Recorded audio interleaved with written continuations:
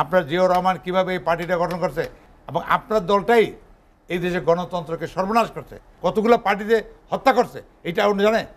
দেবনাথ শম্ভু, যেটি শেখ রবিউল আলম বললেন যে জনভীতি রয়েছে আওয়ামী লীগের এবং তাদের রাজনীতিতে ফিরে আসতে হবে, এটা ওনাদের কল্পনা, ওনারা এটা করেন, মনে করে যে এটা একটা সত্যি কথা, কিন্তু মানুষ তো এটা স্বীকার করে না। এখন কত কথাই উনি বলছে, দমন নিধন। জিয়ার আমলে কী করতেন, আপনার কতটুকু বয়স তখন? দমন নিধন দেখছেন? সেকেন্ডে মানুষের মৃত্যুদণ্ড দিছে। আমার মতো একটা গ্রামীণ কর্মী 3টা বছর অন্যায়ভাবে জিয়াউর রহমান আটকে রেখেছে। দমন নিধনের কি দেখছেন? কিছুই দেখেন। আপনাদের তো সম্মান বাড়ছে, এই যে কেসে থেকে বাইরেছে, সম্মান বাড়ছে, একটু মনে হয় একটা অর্নামেন্ট করে নামছেন, জেল থেকে আসছেন, যত ভালো আসা যাওয়া করেন, ঘর দেখেন, বাড়ি দেখেন, বউ দেখেন, পোলাপান দেখেন। আমরা তো কিছু দেখাই নাই জিয়াউর রহমান 3টা বছর, 75-76 প্রথম দিকে ধরছে, 78 বেরিয়েছি।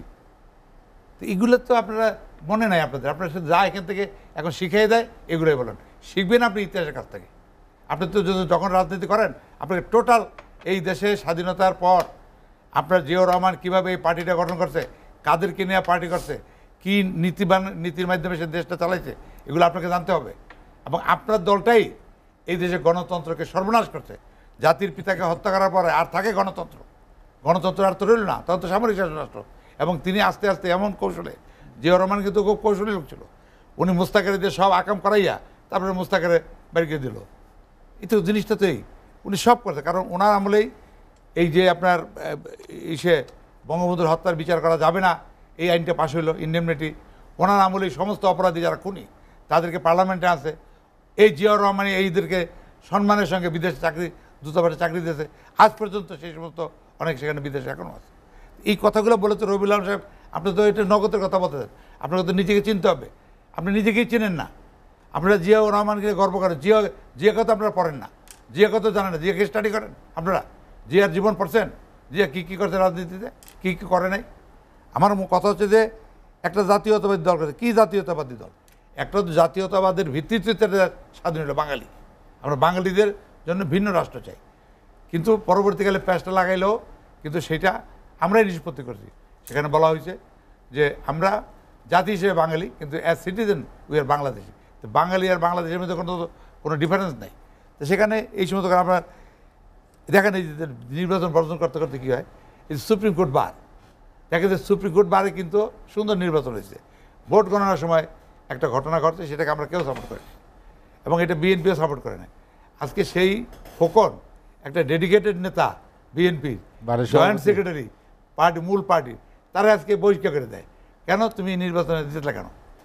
নির্বাচনে কেন জিতলা? এইটা একটা অপরাধ। আর এখন যারা বিএনপি যারা নির্বাচন দাঁড়ায়, তারা কেন দাঁড়াইলা, এখনও বসো না কেন? এগুলো কোনো পলিটিক্স? এটা হলো যে এরকম করে একটা অবস্থা তৈরি করতে চায় যে গভর্নমেন্ট ঠিকমতো নির্বাচন করে না। গভর্নমেন্ট শেখ হাসিনা আছে বলেই আজকে গণতান্ত্রিক ধারা অব্যাহত। আর শেখ হাসিনা না থাকলে কি ছিল এই দেশে, আমরা সবাইকে চিনি। কারণ আমরা এখন জিয়াকেও চিনি, এরশাদকেও চিনি।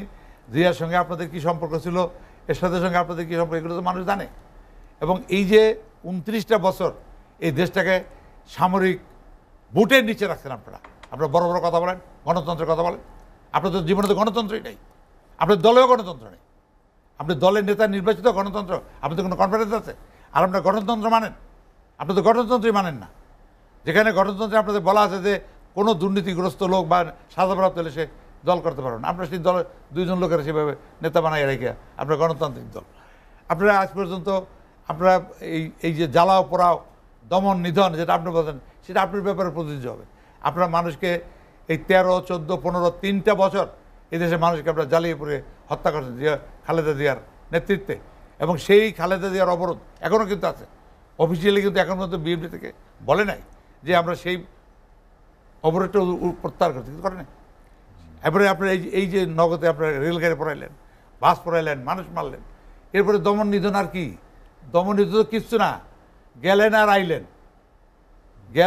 আপনার জেলে গেছিলেন, গেলেন আর আইলেন, কী যে অসুবিধা কি? কিছু অলঙ্কার পরে আসছে যে আমি একটা জেল খাটা নেতা। এই জেল খাটার কোনো দাম আছে? আমাদের জেল খাটাইছে জিয়াউর রহমান, এরশাদও 1 বছর খাটাইছে আমারে, ডিটেনশন দিয়ে 30 পাস, 1টা বছর, এরশাদ 1 বছর, জিয়া 3 বছর। আর আইয়ুব খানের আমরা তো খাটছি। এখন প্রশ্ন হচ্ছে যে আপনারা যে কথাগুলো গল্পগুলো বলেন এই সমস্ত শিক্ষিত লোক আপনাদের উপর মানুষ অনেক আস্থা রাখে। আপনি বিএনপির মধ্যে একজন ভালো টকিং পাওয়ার আপনার বেশি, কিন্তু আপনি যদি এরকম মিথ্যা চর্চা করেন তাহলে তো শেখ সাহেবটা ভালো হবে না। আপনারা সত্য কথাগুলো বলেন। সমস্ত গণ্ডগোল এই দেশের রাজনীতিতে সমস্ত দায় দায়িত্ব আপনাদের। একটা গল্পটা আমি একটু বলতেই হয়। অন্য একটা প্রচার করে যে জিয়াউর রহমান গণতন্ত্র দিছে, গ্রামে গ্রামে ঘুরে ঘুরে গণতন্ত্র ছড়াই দিয়েছে। আপনার বঙ্গবন্ধুর হত্যাকাণ্ডের পরে মোস্তাকি অর্ডিন্যান্সের মাধ্যমে আপনার ওই যে ওয়ান পার্টি সিস্টেম ওইটা বাদ দিয়ে দিল, অর্থাৎ ওই চতুর্থ সংসদে বাদ দিল। তো জিয়া করলো কি? জিয়া কি করছে দেশের জন্য? এমন কিছু উল্লেখযোগ্য জিয়া রহমান করে নাই যেটা এই দেশের জাতি মনে রাখবে। আমরা সেটা গলাবাজি করে বললে হবে না তো। ওই সময় থেকেই তো মোস্তাকি তো এইটাকে তখনই তো ফ্রি হয়ে গেল। তাতে জিয়াউর রহমান কী করলো? বরং জিয়াউর রহমান ওই সময়টায় কুপ্রস্তাব নিয়ে ঘুরিয়া বাংলাদেশের বহু রাজনৈতিক দল ওরা ডাইকে হালুয়া রুটি খাওয়াইয়া সব লগে লগে রেখে 18 দফা করে টুরিয়া অনেকগুলো দল ছিল, কিন্তু চিটাগাঙে গেল, চিটাগাঙে হঠাৎ করে বললো যে আজ থেকে আর 18 দফা নাই, আজ থেকে অন্য কোনো রাজনীতি নাই, একমাত্র বিএনপি। মানে টোটাল রাজনীতির সঙ্গে বেইমানি করছে সে, টোটাল। তৎকালীন সময়ে যারা ওনাকে সাপোর্টও করছে তাদেরকে খাই বলেছে, তাদের অস্তিত্ব নেই। কতগুলো পার্টিতে হত্যা করছে এইটা উনি জানে।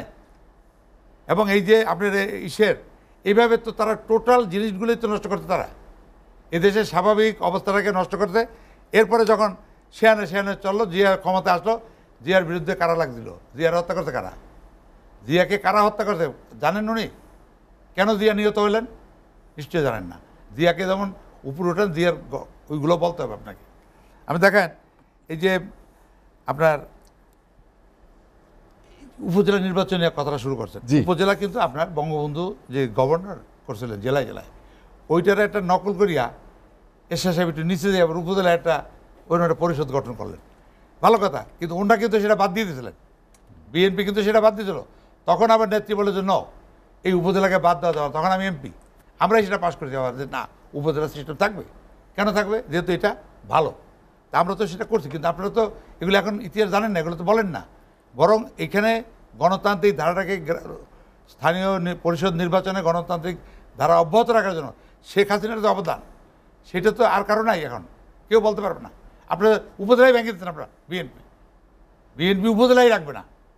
এগুলো আপনারা বলবেন না, একটু শুনবেন না তো, শুনবেন বলবেন, তাহলে না কলপটা পরিষ্কার হবে। এটি দাঁড়ায় যে উপজেলা চায় না দেখেই তারা নির্বাচন। নিশ্চয়ই তারা তো উপজেলার বিরুদ্ধে, নীতিগতভাবে তারা বিরুদ্ধে, তারা দেশের সংবিধানের বিরুদ্ধে, তারা স্বাধীনতা চিন্তা চেতনার বিরুদ্ধে, তারা উপজেলার বিরুদ্ধে, তারা গণতন্ত্রের বিরুদ্ধে। এদের কাজই তো এটা। বিএনপি তো সমস্ত গণ্ডগোল এই দেশে আজকে যে অচল অবস্থা, ওনাদের কথায় এটা যা কিছু এদের দুঃখ বেদনা সব দায়িত্ব জিয়াউর রহমানের এবং তার পার্টি, তথাকথিত পার্টি। সে তো পার্টি ফরমেশন করতে পারে না, কোন অধিকার বলে করছে সে পার্টি? তার পার্টিকে তো অ্যাপিলেট ডিভিশন বাতিল করে দিয়েছে এবং তার টোটাল কার্যকলাপ অবৈধ ঘোষণা করছে। এমনকি সে রায়ে বলা আছে যে ওকে প্রেসিডেন্ট বলা যাবে না। উনি তো নির্বাচিত প্রেসিডেন্ট না, এবং ও তো নেন নাই। কি আপনি দেন? আল্লাহর হুকুম, বিনা শপথে দেশের রাষ্ট্রপতি। তারপরে যখন বসে যে রাষ্ট্রপতি বলা যাবে না, তখন মারা যাওয়ার পর একটা শহীদ রাষ্ট্রপতি লাগাই লিছে, নামে শহীদ রাষ্ট্রপতি। এগুলা এত প্রতারণার রাজনীতি বিএনপি করছে দেশে, এগুলা সময়ের ব্যবধানে মানুষ ভুলে গেছে। আমাদের একটু একটু মনে আছে, আমরা বলি।